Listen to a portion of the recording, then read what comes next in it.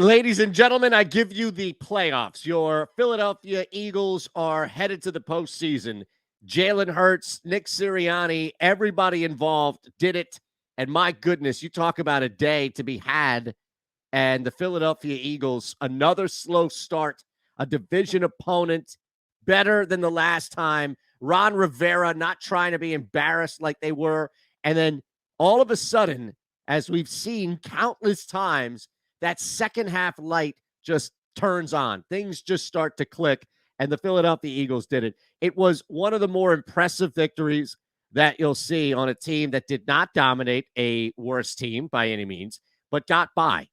And I think overall, it's more of what we've seen this season. It's a tale of two seasons. Well, they haven't beaten anybody with a winning record. It's okay because they've beaten so many. They've beaten up on so many bad teams. This is what you want out of a playoff-bound team. This is what you want. This is like step one of a good team. Asking if you have a good team, step one is, well, do they beat bad teams? Yep. Do they beat up on bad teams? Maybe that's like a 1A. Are they able to beat up? Do they physically take this team and jam them up against the locker, rush them for their lunch money, and then drop them as they walk away? Yeah, it's pretty much been like that. This took a little extra. I thought Jalen Hurts had the poise that you want. We didn't see the mistakes that compound bad drives and errors and issues in the first half that he himself have to pull out. Wasn't asked to throw 35 times or anything along those lines. This was an impressive victory because they had to grind out this victory, and that's what you do in the NFC East. And now you look back and you think, what a season it was. Oh, you were down. I don't care if you were down or not. The fact that there was such a big split here means that there were so many opportunities to be right or wrong about this team week in and week out. And if you think that, here's what I would say. The same people who had this team missing the playoffs after the first couple of weeks, first 5-6 weeks of the season, the same people that came down on this team, they're not going to make the playoffs. They stink. What the hell are they doing out there? They're losing left and right. They can't beat good teams. Those people were also yelling at the head coach to run the football. Run the ball. Remember that? Howie, run the ball. I mean, they're calling for people's jobs because they weren't running the football. It was so simple. It was so easy. You had a guy that can run the ball in a quarterback spot. And now, after successfully not only implementing it, but sticking with it, like, why would anybody be upset right now? It was the whole thing. We were frustrated at the time because we saw things in this team that, at least on the surface, the people running the team did not see. And they insisted on turning this team into a different identity as a whole. And then the light came on. Just like this game. This is what I want you to take away from this Washington game. It is a perfect microcosm of the season. Just like this game in which a slow start, things just not working, planned activities just not resulting what you wanted. And you look around, we have to make an adjustment. We have to do something. We have to change what's happening here, our philosophy. We have to change what we're talking about. We have to change how we execute plays. And much like we've seen over the past stretch, right through Sunday against Washington, a light goes off. Epiphany. What? And then from that epiphany, you have movement and change. And all of a sudden, a new team. It's like a metamorphosis. And that's what we saw over the course of the season. We saw a team where it was just banging its head against the wall, throwing the ball. They were 2-5. And you'll hear Nick Sirianni talk about what happened at 2-5, what needed to change at 2-5. But they were 2-5 for a reason. They were 2-5 because they did not listen. They did not adhere to certain principles of just about how to build and then execute the talent that they had on their team. It was that simple. They had the chemical makeup of a team that could run the ball, and they refused to run the football. And that put them in a hole because they were going up against better quarterbacks. And they just asked Hurts right away from like snap one. Oh, hey, by the way, there's Dak Prescott. There's Patrick Mahomes. Go ahead. There's Derek Carr. Go ahead. Just start throwing the football. We'll see if you can keep up. It's not fair because that's not how this team has been built, and that's not how the offense should be geared. And we saw this magnificent change, and it is something to behold right now because this team is doing stuff counter to a lot of the league. They're run first, run heavy. You'll hear it, Matt Mullin, Evan Macy. Matt's going to make a point about how a lot of the defenses are built to stop the pass first, and the Eagles have an avenue, and they certainly do. You can downplay this. You can douse this. You can look at this with a wet blanket and say, well, the Eagles haven't beaten a team with a winning record. And all these teams they beat up on are bad, and they're just dreck at the quarterback spot. You're right. You're right. But the Eagles won those games outside of the Giants. The anomaly that was the Daniel Jones game. Take it for what it's worth. Good teams win games. Good teams beat the teams in front of them. And this wasn't the Patriots of years prior taking advantage of some weak-ass AFC East where 6 wins are already built into your schedule. The entire league, you've got 15, just under half of the league heading into this final week is either 2 games above, 2 games below, or right there in the middle at 500. That's 10 wins to 7 wins. You can even drop it to 6 if you like, but I went 7, 8, 9, 10. The majority of the league, when you expand it to 6, is anywhere from 6 to 10 wins. And then you have a couple up top, you have a couple down low, but those are the usual suspects. We've identified who those teams are week in and week out, year in and year out. Jacksonville, the Jets, the Bays at the top, Kansas City. We know what's going on. This has been magnificent to watch, exceptional to watch. And I am just overwhelmed with joy that this team was able to do it. Washington scored on 4th and goal earlier. Hurts is tripped, flips, dive, touchdown Boston Scott. His second today. We're not worthy. We are not worthy. What a play. You're going to see his foot get stepped on. Jalen Hurts right there. Kelsey steps on it. The wherewithal, the presence of mind to be able to throw an accurate pitch out there to Boston Scott on the outside. Toss play. Come on. Come on. Is right. What a magnificent play there. That's the one that put it up. That's the one that we got.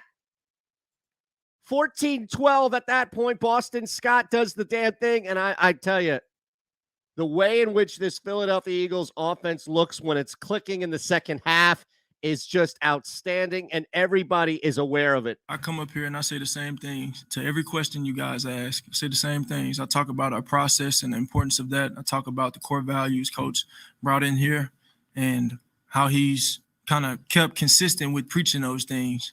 And we connected, we've communicated, we've grown, we put the work in, and we've just grown 1% better every day. And that's been our goal. That's been our true identity. That's been who we are. And with all the youth, with all the inexperience, from coaching to players, we just bought into who we are, bought into what we could be, and trusted in the grind and approaching every day the way we do. See, you can't remove that by just reducing this win streak and reducing this stretch of wins to, well, they haven't beaten anybody. Because we see upsets all the time. We see teams let down all the time. And the Philadelphia Eagles did not. And if that's because they bought into whatever Nick Sirianni is selling, then who cares? Like, who cares at that point if you're trying to, Hurts talking about buying into what? They only beat the Saints and they're 500. They lost every. The fact that they're buying into something, the fact that they have now looked at themselves as this huge cohesive unit moving forward, and they've won the games to back it up, means everything. Yeah, I just go out there and be myself, not the box that everybody tries to place me in or place this team in. I go out there and be Jalen Hurts. I try and be the best version of myself every day, and I embrace all the different things around me. And I know I have a great set of teammates, a great set of coaches around me, and they support me. And I support them just as much. And I know to come out and win games like this, it's a total team effort. It's a total team effort, and we keep on learning, we keep on growing, we keep on doing the things we need to do. Who knows how it could end? Look, it's not just Jalen Hurts out there leading the charge, and you can hear it constantly in Hurts, and anytime he's answering these questions about the team and the team doing stuff and the team influence. So you clearly have a young man who has entered without any hesitation into this strong leadership role. And then on top of that, you've got Nick Sirianni, who has inserted himself and increased this role and now has a definite handle on being a leader first. And we're always going to, and this is where I don't want it to get swept under the rug, we're always going to focus on the quarterback, the head coach. But as you hear from Sirianni, there are a lot of other guys that are responsible for this push. I think that's definitely a reflection of how the quarterback is and how he was all day today and how he is in general and the leaders on our team. Like I said, all the guys on Alex Singleton and Fletcher Cox and Rodney McLeod and Jason Kelsey and Lane Johnson, right? And those guys are calm. They're calm. They've been in these situations before. And so what a great resource to have those guys. And then not only to make the plays that they make throughout the entire game, but to have that veteran leadership that we have. Speaking of Mr. Rodney McLeod. 1st and 10 from the 20. Heineke looking end zone, and it is intercepted by Rodney McLeod.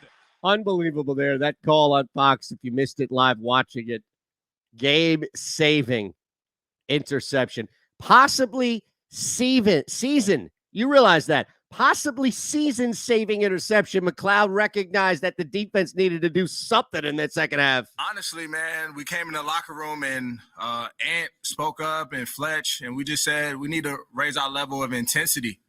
We felt as though we weren't playing to our standard in that first half.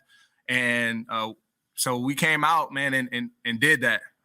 It was started up by the D-line, and DBs made a few good plays, and it was a great population to the ball, and it was a completely different half than the first one. So we have to just start better, understanding that we can't wait to the second half to, play the way that we did. But it was good for us to get this win today. Unbelievable.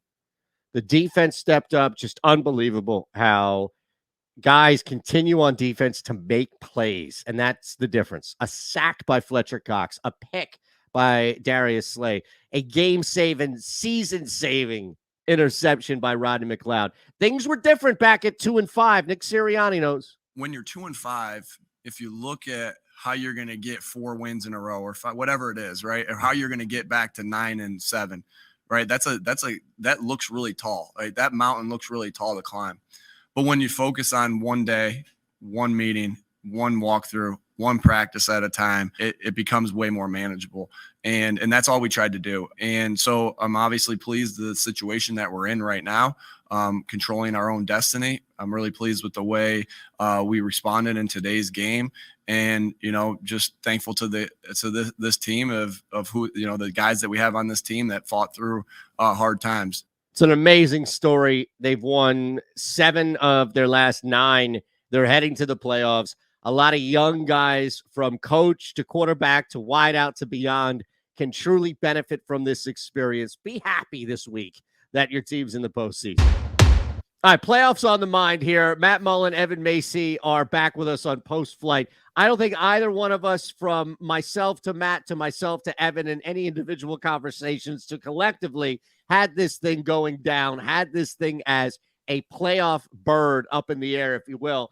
But look, here we are. We're wrong about some things. We're right about some things. Matt, do you remember where you were early in this season as far as, and again, this is not to put a flashlight on you. Where were you week 6 of the season where you had the Philadelphia Eagles? I'm not trying to expose you back there, but I'm just wondering, because I imagine the majority of the city pretty much had this team dead, just left them for dead, I should probably say. Yet not only do I know where I was in week 6, I know where I was at the beginning of the season, and I know where I am now. And where I am now is dead wrong. at the beginning of the season, I said 6 wins would be good. And I specifically remember saying, I think they're more likely to win 5 than they are to win 7. Here they are now with, 9, possibly 10, if they can beat the Cowboys on Saturday night. And I remember specifically, I was looking back over some stuff that I had written earlier in the season just to see, how wrong I was about this team. And there was, after I believe it was the Raiders game, Sirianni made his flower analogy and said, my team is a flower and we're just waiting to burst through the soil and blossom. And I said, yeah, that's great. He's got plenty of fertilizer. His team's full of shit. He shouldn't have any trouble growing a flower. And hey, look, he did. I said it facetiously, but hey, look, he did this, and they're headed to the playoffs with a week to spare. I don't even think the most optimistic, I mean, maybe some crazy optimistic Eagles fans were thinking that, but I don't really think anyone thought that before the season. And I think they deserve a lot of credit for getting it done. Yeah, just to piggyback off that, I remember at my golf club, talking with some overly optimistic Eagles fans, like you're mentioning, having a bitter argument about where it's better to be one and done in the playoffs or to have 3 picks in the 15. And there was some real argument about that. And I said to Jimmy Kempski, I was like, can you believe that there are some Eagles fans who would rather be one and in the playoffs than have 3 picks in the top team? That's absurd. Why would anybody want that? And now that it actually came to fruition, it seems like you couldn't have it any other way. Like, this is the best case scenario. They still have the 3 best picks, but now they're going to have some playoff experience. They're going to be well rested heading into the playoffs. And I guess Jalen Hurts is probably the guy going forward now. And this is all kind of ridiculous developments that nobody really expected. Well, that's the thing. I think it didn't need to. For me at least, I want to be careful because it didn't need to end this particular way, 9, possibly 10 wins in order to secure Jalen Hurts' spot for me. But I think that there are people out there that needed to see this reach, this level of success that they had. I mean, think about it. It's very difficult to do what they did year in and year out, go on these win streaks, because you don't often have the benefit of that schedule taking on worse teams, especially the quarterback play. But they took full advantage of it. So part of me is like, yeah, they took exceptional advantage of circumstance that they got given to them this year. And hey, good teams take advantage of that. But the other part of it is, I want to look at things that I know we can build with as a fan base, right? And the team can build with Jalen Hurts moving forward, as opposed to just saying, well, did they make the playoffs? Or I'm not saying you haven't, but I'm saying I think there are people out there that use this season and the win total, et cetera, as a barometer for whether or not Hurts would be the guy. Yeah, for sure. And like another completely irrelevant factor, I remember, the Lakers winning the NBA championship in the bubble a couple of years ago, and there's like argument over if there should be an asterisk. There's some ridiculous COVID-related things that happened this year. Like the most recent example is Kirk Cousins not being able to play last night, and then Packers breezing to victory to clinch it for the Eagles. So like you also have to kind of wonder, if there was no COVID, would the Eagles have this playoff berth locked up? Maybe it would still 7 or 8 wins. They would have Washington Washington was missing 17 players and they played on Tuesday. Every team was obviously affected, but it seems like the Eagles beneficiaries, and you can't fault them for being opportunistic. They won these games. They're playing the teams that they have to play. But it's kind of weird to look at this season, and they did get some break that we'll never know whether or not a regular season could have held up. Yep. Yeah, and Eytan, I want to go back to something you said about Jalen Hurts and his success and his place going forward being tied to the Eagles making the playoffs. And I think it is in this sense only because of what he did to get them there. I think if they finished with 7 wins, 6 wins, whatever, didn't make the playoffs, but it was because the defense was giving up 45 points a game and Hurts looked fine and he wasn't the issue, then that's, a path to them feeling confident with him not making the playoffs. But I think the way, he kind of put this team on his back, he showed that, I think Evan wrote about it really well yesterday, showing that, they can now take these picks if they feel confident in Hurts and build around him and make him more of a game manager, which sometimes can be seen as a bad thing. But when you can run like Hurts can, being a game manager is really all you need because of what else you can bring to the table. So I think he showed down the stretch here that he can win games, he can win close games, he can perform in the clutch. He doesn't let things like a lot of the things you want to see from a quarterback, aside from passing accuracy and stuff like that. He showed all those leadership qualities, all of that stuff that would make you feel comfortable saying, okay, this is our guy next year too. He showed them down the stretch. So I do think they got their answer there. I just want to add, Eytan, I know I'm interrupting, but just Matt hit it on the head with this team going forward. And I think that a lot of this future success really, really comes down to Howie Roseman and I guess to a lesser degree, Jeffrey Lurie. And if they're willing to embrace this kind of football long term, because if they put their foot on the throttle and they bring in the kind of defensive guys that are going to fit into this team that, with Jonathan Gannon running the defense and maybe get a little bit younger there. And if they're like willing to stick to the run first and maybe they spend a little bit more on offensive line and keeping that depth deep than they would otherwise. And maybe they would get a running back to just keep things churning. I don't know how long Jordan Howard is going to be around and et cetera. So it'll be very interesting to see if they kind of revert back to the team they want to be, which is the gunsling posting 35 points, or if they can stick with winning these 20-16 games in the trenches and get personnel for that. And I think also to bounce off of that, there's a lot of talk about, at least there was when the Eagles were starting to be like a run dominant team, about how you can't win long term doing that. You also need to be able to throw the ball. There's definitely something to that. You need to be able to throw the ball. You don't have to be exceptional at it. But I also think when you look around the NFL, every team is loading up to defend against passing offenses. That's how all of these defenses are built. Right. So to be able to throw a counterpunch and be a run first team is throughout the season going to make a lot of mismatches for you because teams aren't built to stop teams that run this much. So it wears teams down. Right. Sorry, I was going to say the only thing we have to worry about now is what happens with better quarterback play. Well, that's what we saw at the start of the season, right? And I think the biggest problem here is not the defense, but the biggest problem is what happens if better quarterbacks are able to put up more points on this defense than we've seen over this stretch? Because then, Matt, we go back to, are you still running when you're down 10? Are you still running when you're down 13? I hope they are. I hope they don't abandon everything. But we saw in the start of the season. That's why I think this year is so wild and so volatile. It's kind of hard to just pick and choose one half versus the other half until we get into the playoffs, until we see what happens in the postseason. So let's wind down with this, because I think I don't know. I never want to speak for either one of you. I've learned my lesson on that. But here's the thing. I don't think this team, especially on offense, is cohesive enough, is working at a clickable unit here to sit people. Like, I think the luxury of sitting guys is reserved for teams like Green Bay, even to a lesser extent. I know they come off a win, but a loss. That loss was inevitable.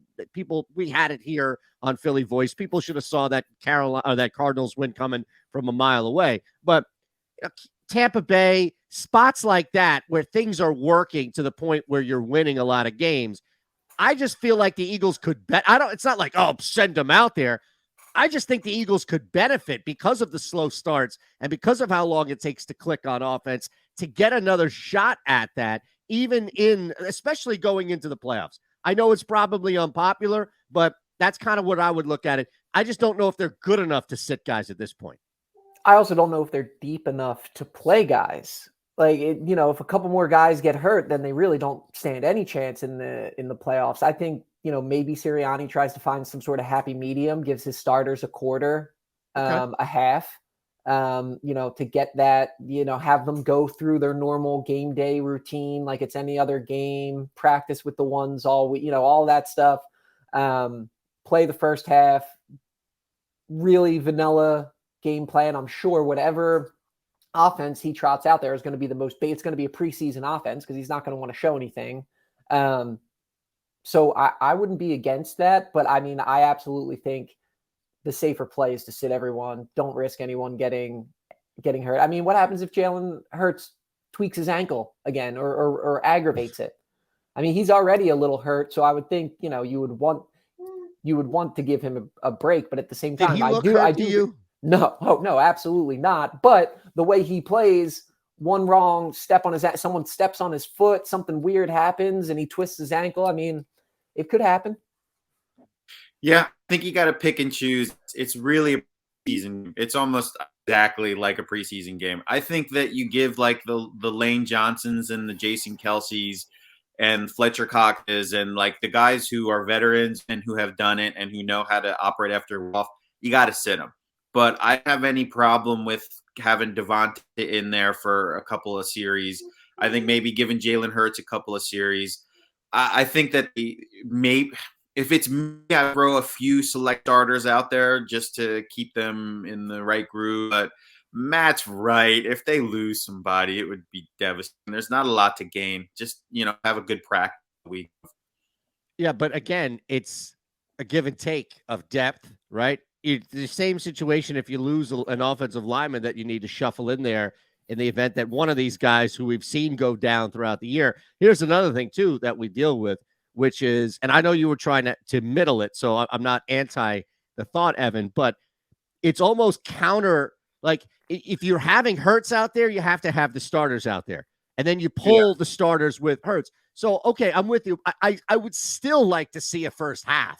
And that's probably reaching, I think, for both of you guys who are trying to find some nice middle ground for me. But we'll see. We'll see what happens. I don't think it's going to be the end of the world either way. I'm not going to slam on some desk and say that the Eagles are doomed if Gardner Minshew plays the entire game.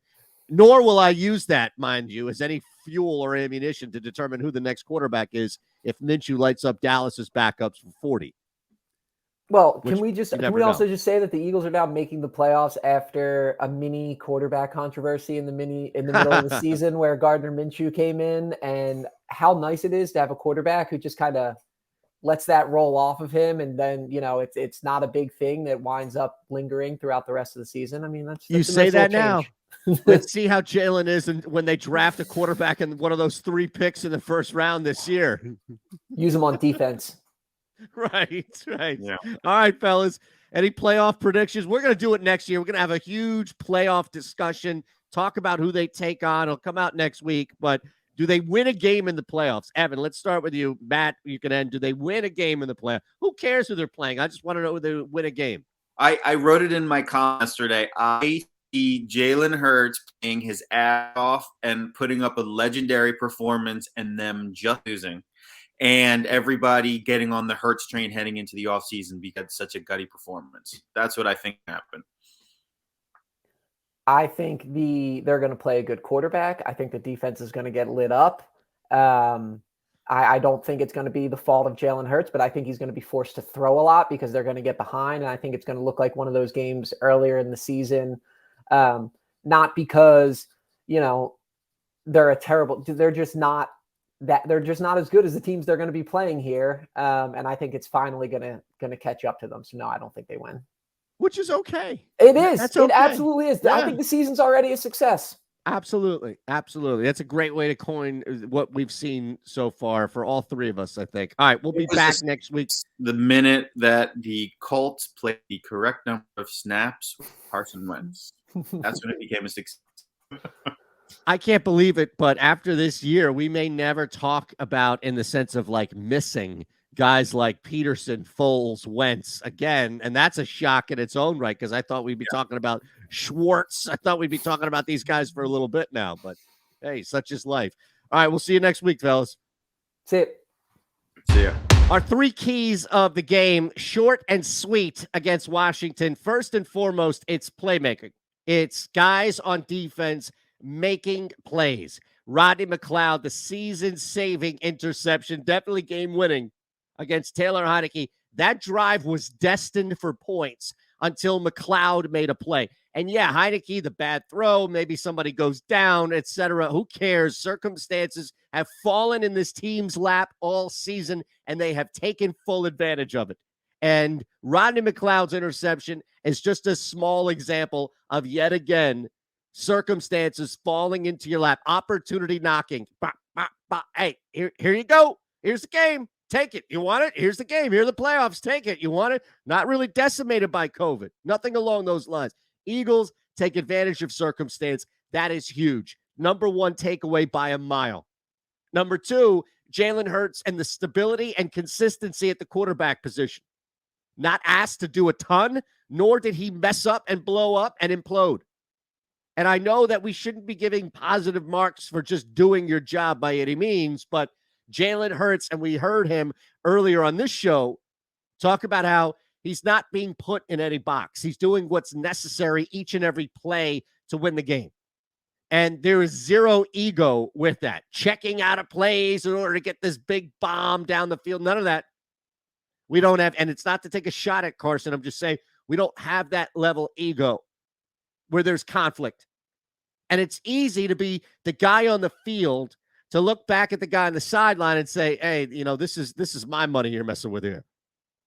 This is my name. This is my brand. This is my checks that you're messing with here. So if I think I can drop back and throw that 50-yard pass to Devontae Smith in double coverage, then damn it, I'm going to do that. None of that. And if you need tangible evidence of what I'm talking about, you just got it. You just got it. Jalen Hurts not wavering. The offense, after another bad first half, just not wavering by any means.